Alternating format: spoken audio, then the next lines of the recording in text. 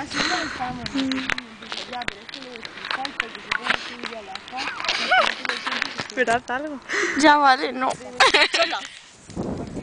le han quedado, a ver, no es que le hayan quedado sino que cuando te haces una carrera... Ah, me ha clavado el codo. A ver, choca. No, a ver, orden. No, es que no puedo estar haciendo el vídeo y dando una palma a la vez. Como le parecía demasiado... ¿Pero dónde graba, niña? ¿Dónde graba? Ahora vuelta.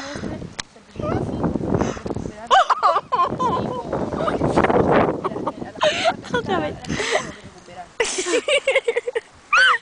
Venga, otra vez. Y mi madre le ha dicho, pues como no pruebes todas, no pruebas y de vacaciones.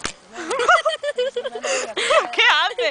Tiene ella en Málaga, es gigante, es como una mansión, con piscina, una piscina que va a ser olímpica, un jacuzzi enorme y Mónica, voy a hacer de eso. sopita la frente.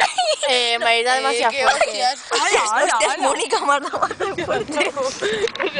Ay, tía.